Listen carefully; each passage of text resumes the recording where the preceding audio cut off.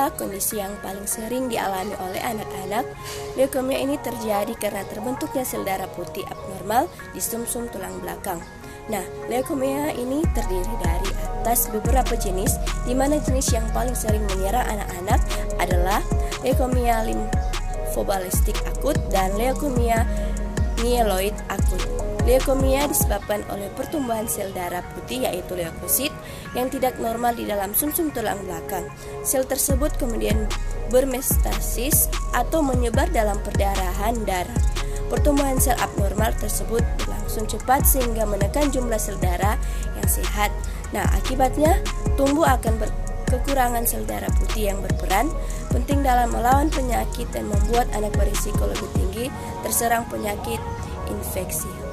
Penyebab leukemia pada anak belum diketahui secara pasti. Meski begitu, terdapat dugaan bahwa perubahan atau mutasi genetik menjadi faktor penyebab penyakit ini. Perubahan genetik ini bisa terjadi sebelum kelahiran atau pada awal kehidupan anak sehingga tidak selalu diturunkan dari orang tua.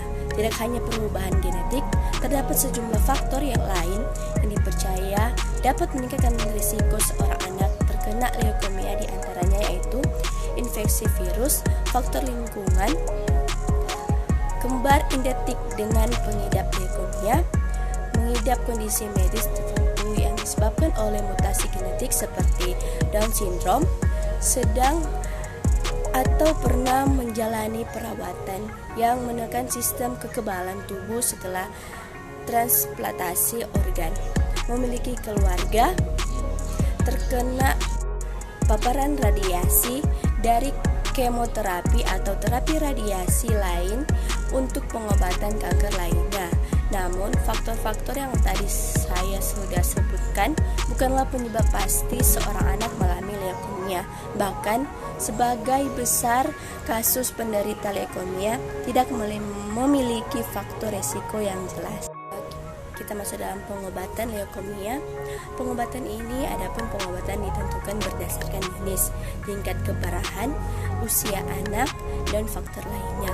Berikut adalah beberapa pengobatan yang umum diberikan untuk mengobati leukemia pada anak. Yang pertama, kemoterapi ini merupakan pengobatan utama untuk leukemia anak. Yang kedua, radioterapi atau terapi radiasi. Terapi ini menggunakan radiasi berenergi tinggi untuk membunuh sel-sel kanker. Terapi target, pengobatan ini menggunakan obat yang dapat menyerang sel kanker secara spesifik tanpa merusak sel yang sehat. Dan transplantasi sumsum tulang, pengobatan ini dilakukan dengan mengganti sel punca yang rusak akibat penggunaan kemoterapi dosis tinggi dengan sel punca yang sehat. Untuk mencegah dan sarana leukemia pada anak, latih anak untuk hidup sehat dengan memperbanyak konsumsi buah dan sayuran serta melakukan olahraga secara teratur. Dan ASI merupakan nutrisi terbaik bagi bayi dan penting untuk kekebalan tubuhnya. Dan hindarilah asap rokok karena asap rokok sangat berbahaya bagi kesehatan, terlebih bagi anak-anak. Dan hindarilah paparan bahan kimia seperti benzena dan radiasi sinar X yang tidak perlu. Segera periksa ke dokter bila merasakan perubahan atau gejala tertentu pada tubuh anak. Selamat datang di Universitas Pembangunan Indonesia Manado yang terletak dekat dengan kawasan bisnis Bahu Mall Manado. Tempatnya di Kelurahan Bahu, Lingkungan 3 Manado, sangat strategis di pusat kota Manado.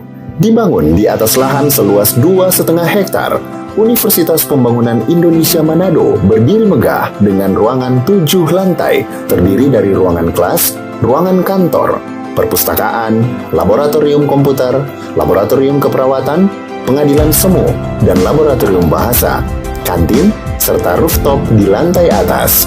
Universitas Pembangunan Indonesia Manado memiliki 6 fakultas dengan program studi, yaitu Fakultas Pertanian, Prodi Agribisnis, Fakultas Hukum, Prodi Hukum, Fakultas Teknik, Prodi Teknik Elektro, dan Teknik Sipil. Fakultas Ilmu Sosial Ilmu Politik, Prodi Ilmu Politik. Fakultas Sastra, Prodi Sastra Inggris.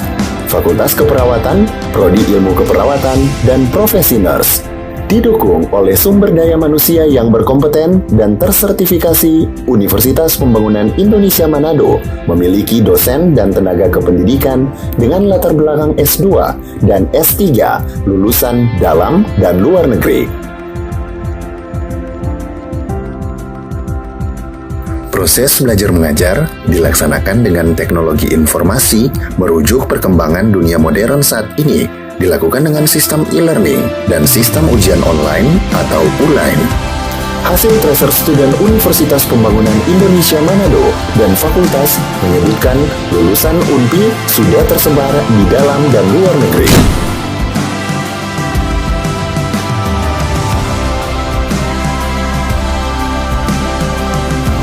Selamat bergabung putra-putri terbaik bangsa.